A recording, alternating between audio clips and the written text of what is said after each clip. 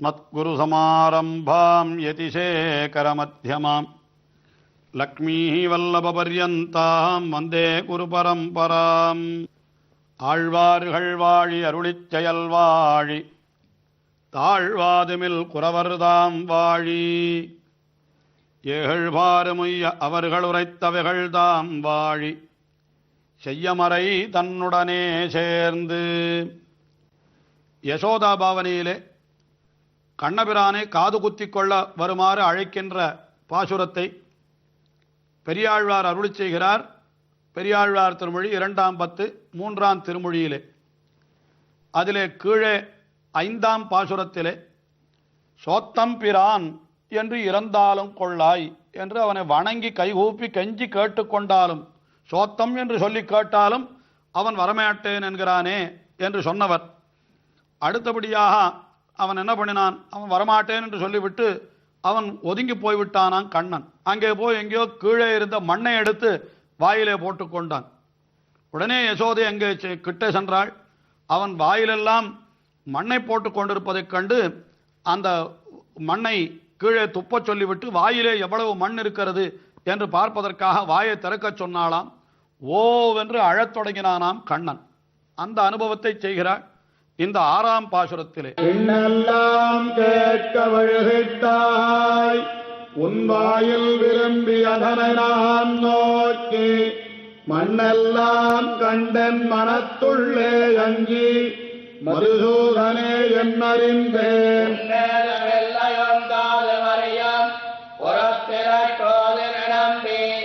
கண்ணாயன் car முகிலே கடல் வண்ணா காவலனே முறையுணாயே. கண்ணபிரான் மண்ணை உண்டான் அல்லவா? உடனே அவனுடைய வாயை திற என்று யசோதை கேட்ட உடனே கண்ணபிரான் என்ன பண்ணினானா? விண்ணெல்லாம் கேட்க வழுதிட்டாய், ஆகாசமெல்லாம் கேட்கும்படியாக ஓ என்று அழத் தொடங்கி விட்டானாம். எங்கே தன்னை யசோதை அடித்து விட போகிறாளோ என்று. அடிப்பதற்கு முன்னமே இந்த குழந்தைகளெல்லாம் இப்படிப்பட்ட காரியத்தை செய்யும். ஓ என்று அழுது விட்டால் அதற்கு பிறகு தாயால் கூட ஒன்றும் செய்ய முடியாது அல்லவா? அதனால கண்ணபிரானும் என்ன செய்தான்? விண்ணெல்லாம் கேட்க வழுதிட்டாய், கண்ணா ஆகாசமெல்லாம் கேட்கும்படியாக நீ ஓவென்று அழுதிட்டாய் என்று சொல்லுகிறாள். உடனே உன் வாயில் விரும்பி அதனை நான் நோக்கி, உன்னுடைய வாயிலே நான் நோக்கினேன். என்ன நோக்கினேன்? எவ்வளவு மண் இருக்கிறது என்று நான் பார்க்க வேண்டுமே என்று வாயை திறக்க சொல்லி வாயை பார்த்தால் அங்கே என்ன தெரிந்தது எனக்கு என்றால், மண்ணெல்லாம் கண்டு என் மனத்துள்ளே அஞ்சி. மண்ணெல்லாம் என்னால் ஏதோ தரையிலே இருக்கிற மண்ணைத்தான் இவன் உண்டான் என்று நினைப்பது போக அவன் வாயிலே என்ன தெரிந்ததுன்னு கேட்டா, மண்ணெல்லாம் என்னால் சகல லோகங்களும் அவனுடைய வாயிலே தெரிந்ததாம். அதுதான் உலகங்களே அவனுடைய வாயிலே தெரிந்தது என்று தெரிந்தவுடனே யசோதை என்ன பண்ணினாள்? ஐயோ, இவனை நம்முடைய குழந்தை என்று நினைத்தோமே. அல்ல அல்ல, மதுசூதனே என்றறிந்தேன். இவன் மதுசூதன், மது என்கிற அரக்கனை அழித்தவனான ஸ்ரீமன் நாராயணன் விஷ்ணுவே என்றோ இப்படி குழந்தையாக இங்கே இருக்கிறான் என்று நான் அறிந்து கொண்டு விட்டேன் என்று சொன்னாள். ஆனால் அடுத்த கணமே எம்பெருமான் என்ன செய்கிறான்? அவளுக்கு அது மறக்கும்படி செய்து விடுகிறான். தான் அவளுடைய குழந்தைதான் என்று நினைக்கும்படியான அந்த நிலைமையை அவளுக்கு ஏற்படுத்தி விடுகிறான். அதுதான் அவனுடைய மாயம். அது கண்ணினுன் சிறுத்தாம்பினால் கட்டுண்ண பண்ணிய என்று சொல்லுகின்ற சமயத்திலே அவனை பெருமாயன் என்கிறார். இந்த மாயம் என்பது என்னன்னா, தன்னுடைய மேன்மையை அறிந்திருக்க செய்தேயும் அந்த மேன்மையை ஒரு க்ஷணத்திலே மறந்து கடைசியில் அவனை தன்னுடைய குழந்தையாகவே நினைக்கும்படியான அந்த நிலையை மறுபடியும் யசோதை அடைந்து விடுகிறாள். உடனே அவனை பார்த்து, அப்பா உன்னுடைய காதை குத்த வேண்டும். அப்படி காது குத்துகிற பொழுது என்ன ஆகும்னா, ஐயோ அம்மா என்னுடைய காதிலே புண்ணு இருக்கிறது, நீ குத்தினாயானால் அது நோகுமே என்று சொல்ல உடனே யசோதை என்ன சொல்லுகிறாள்? புண்ணே எதுவுமில்லை, உன்னுடைய காதிலே புண் எதுவும் இல்லை, நான் நன்றாக பார்த்து விட்டேன்.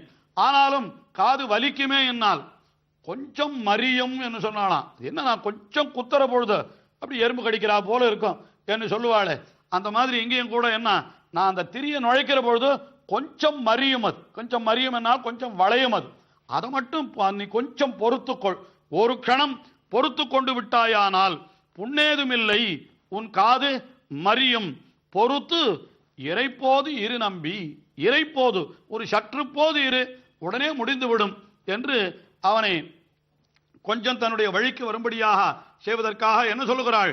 கண்ணாயன் காவலனே கார்முகிலே கடல் வண்ணா காவலனே முலையுணாயே. கண்ணா, என் கார்முகிலே கடல் வண்ணா காவலனே என்றெல்லாம் கொண்டாடி என்னுடைய முலையுணாயே, நீ வந்து முளைப்பால் உண். அந்த மண் தின்ற அந்த நாக்கிலே இருக்கிற துவர்ப்பெல்லாம் தீரும்படியாக நீ முளைப்பால் உண்ணு. அப்படி உண்டு கொண்டிருக்கிற காலத்தில் அவனுடைய காதிலே அந்த கடிப்பை நுழைத்து விடலாம் என்கிற அபிப்பிராயத்தாலே அவனை முளைப்பால் உண்ண அழைத்தாளாம். அப்படி அழைத்து என்ன செய்தாள்? அவனை மடியிலே வைத்து கொண்டாள். முளைப்பால் கொடுக்கிற பாவனையிலே காதில் என்ன பண்ணினாள்? அந்த திரியையும் நுழைக்க தொடங்கினாளாம். உடனே கண்ணனுக்கு அந்த அந்த கடிப்பு, அதாவது கடுக்கனையும் காதிலே நுழைக்க தொடங்கினாள். உடனே கண்ணனுக்கு கோபம் வந்து விட்டது. என்ன செய்தான் என்னால் அதை அடுத்த பாசுரத்திலே தெரிவிக்கிறார். நின் காலில் கழிப்பை பறித்தெறிந்திட்டு மலையை எடுத்து மகிழ்ந்து கண்மாறி காத்து பசுநிலமேய்த்தாய்.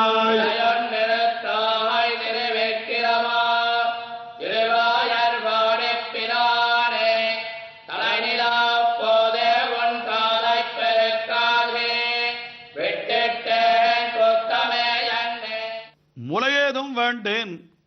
முள்ள மடியில அமர்த்தி கொண்டு அவனுக்கு முளைப்பால் கொடுப்பது போலே பாவித்து அவனுடைய காதிலே அந்த கடுக்கனை அப்படி அணிவிக்க யசோதை முயன்றாள் போல் இருக்கிறது. உடனே கண்ணனுக்கு கோபம் வந்து விட்டதாம். எனக்கு முளையும் வேண்டாம், ஒன்றும் வேண்டாம், முளையேதும் வேண்டேன் என்றோடி. அது மட்டுமல்ல, ஏற்கனவே அரைகுறையாக நுழைத்திருந்த அந்த கடிப்பு, அந்த கடுக்கன் என்ன பண்ண, அத்தையும் பிடுங்கி எரிந்து விட்டானான். நின் காதில் கடிப்பை பறித்து எரிந்திட்டு இப்படியெல்லாம் செய்தான். இப்படி செய்தவன் யார் என்னால், மலையை எடுத்து மகிழ்ந்து கல்மாரி காத்து பசுநிறைமேய்த்தாய் என்று கண்ணனுடைய பிற்கால சரித்திரங்களை இங்கே பெரியாழ்வார் சேர்த்து அனுபவிக்கிறார். அதாவது இந்திரனுக்கு என்று வைத்திருந்த சோற்றை மலைக்கு இடுங்கள் என்று கண்ணன் சொல்ல, உடனே ஆயர்கள் எல்லாம் அந்த கோவர்தன மலைக்கே இட்டார்கள்.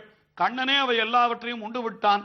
தனக்கு உணவில்லாமல் போய்விட்டதே என்கிற கோபத்தினாலே இந்திரன் கல்மழை பொழிந்தான் அல்லவா. அப்பொழுது இந்த மலைதான் நம்மை காக்கிறது என்று சொன்னதற்கு சேர என்ன செய்தான் கண்ணன்?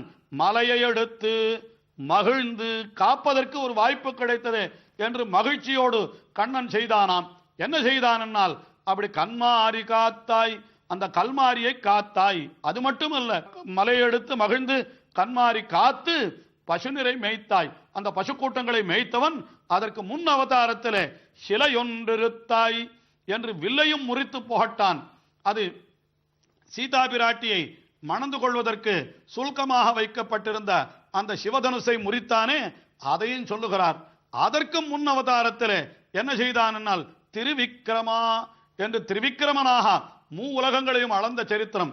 ஆக ஒரே பாசுரத்திலே இப்படி கிருஷ்ணாவதாரம், ராமாவதாரம், வாமனாவதாரம் மூன்றையும் சேர்த்து அனுபவிக்கிறார்.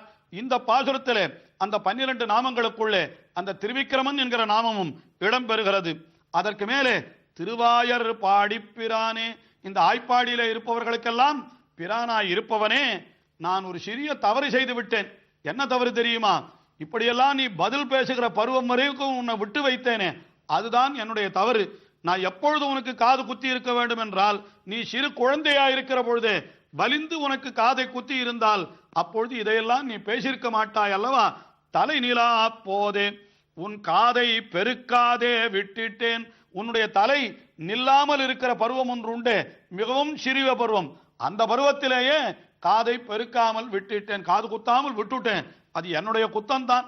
அன்னைக்கு விட்டுட்டதுக்கு இப்பொழுது அனுபவிக்கிறேன் என்று யசோதை ரொம்ப வெறுப்பாக சொல்லுவதாக இந்த பாசுரம் செல்லுகிறது. அதற்கு அடுத்தபடியாக என்ன சொன்னா கண்ணபிரான், சரி காது குத்தி கொள்ளுகிறேன் என்கிறது ஒரு பக்கம் இருக்கட்டும், ஆனால் நீ என்ன செய்கிறாய்? நான் அருகில் வந்தாலே நான் ஏதோ தவறு செய்தேன் என்று எப்பொழுதும் என்னை நீ சொல்லிக் கொண்டிருக்கிறாய்.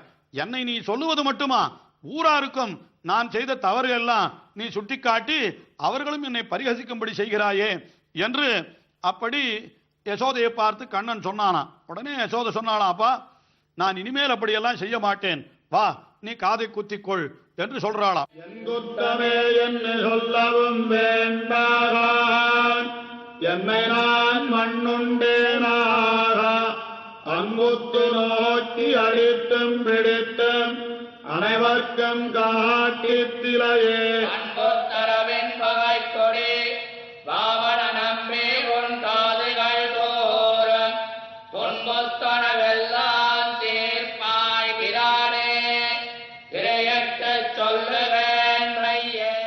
நீ என் குத்தமேன்னு சொன்னாள் யசோதை. உன்னை காது குத்தாத சின்ன வயசுலயே காது குத்தாத விட்டுட்டேனே, இன்னும் இளம் பருவத்திலே சில மாதங்கள் இருக்கிற பொழுதே காதை குத்தி விட்டு இருந்தால் இப்படியெல்லாம் நீ ஓடி இருக்க முடியாது அல்லவா, நடக்கிறதுக்கு முன்னாடியே காதை குத்தி விடணுமா. அதனால அப்படி சொன்னாலாம். உடனே கண்ணன் சொன்னானா, நீ இப்போ உன் குத்தம்னு சொல்லுவே, கிட்ட வந்தா என் குத்தம்னு சொல்லுவாய். நீ என்ன பண்ணினாய், நான் எங்க உன்னை குத்தம் சொன்னேன். யசோதை கழுக்கிறா, என்னை நான் மண்ணுண்டேனாக, நான் மண்ணுண்டேன் என்று என் மேலே குற்றம் சுமத்தினாய்.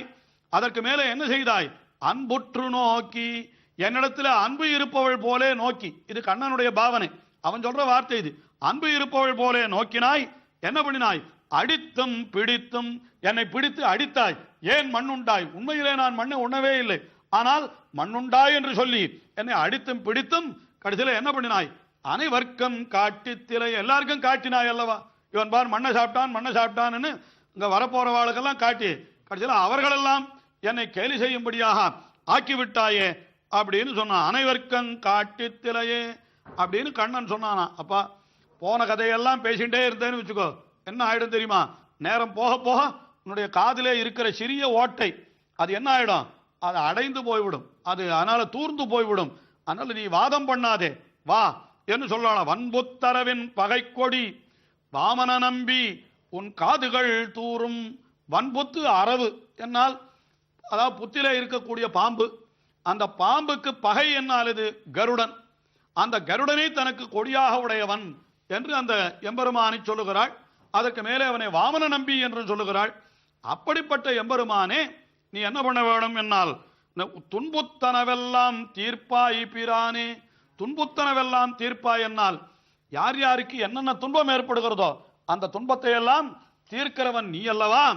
அதனால நீ என்ன பண்ண வேணும், திரியிட்டு சொல்லுகேன், உன்னிடத்துல காதுல திரிய இடுவேன், அதற்கப்புறம் சொல்லுகேன் மெய்யே, இனிமேல் உன்னை நான் குத்தம் சொல்லவே மாட்டேன், இது மெய்யே சத்தியம், நீ இப்பொழுது காது குத்திக்கொள், இனிமேல் உன்னை நான் குத்தம் சொல்ல மாட்டேன் என்று இந்த பாசுரத்திலே அவனை அழைக்கிறாள். அழைப்பு இன்னும் தொடர்கிறது, தொடர்ந்து பார்ப்போம். நாடு நகர